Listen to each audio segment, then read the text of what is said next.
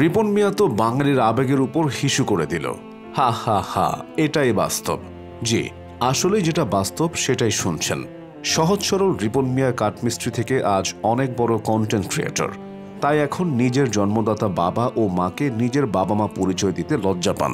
নিজে থাকেন পাকা দালানে আর বাবা মাকে রেখেছেন মুরগির খোপের মতো ছোট্ট একটি টিনের ঘরে। হায় রে মানুষ, যে বাবা মা জন্ম দিল তাদের পরিচয় দিতে এত দ্বিধা। এটিএন নিউজে প্রকাশিত সংবাদের তথ্য অনুযায়ী রিপনের মা অভিযোগ করেন রাতারাতি জনপ্রিয়তা পেয়ে এখন গরিব বাবা মায়ের পরিচয় দিতেও নাকি লজ্জা পায় রিপন।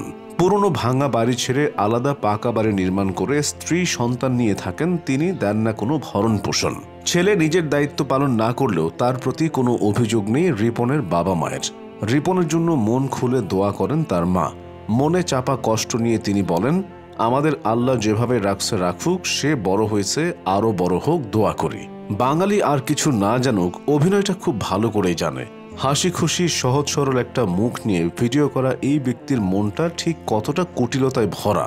বিয়ে করেছেন তিনি, স্ত্রী ও 2 সন্তানও রয়েছে।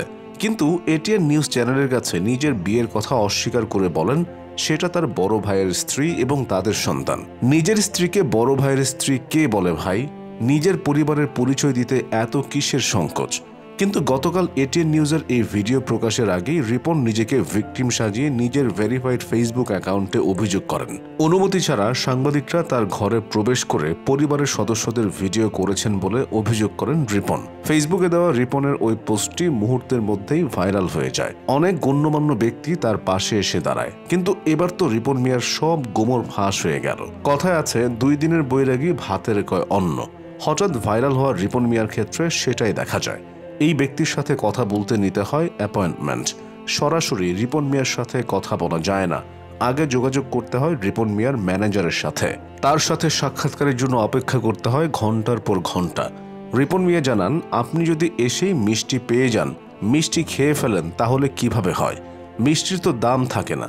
তাই নিজের দাম বাড়াতেই রিপন মিয়ার এই অভিনব কায়দা। বর্তমানে সবচেয়ে সফল 2 ব্যবসা হলো ধর্ম ব্যবসা আর আবেগ ব্যবসা। যে যার মতো সোশ্যাল মিডিয়া ব্যবহার করে এই ব্যবসা চালিয়ে যাচ্ছে।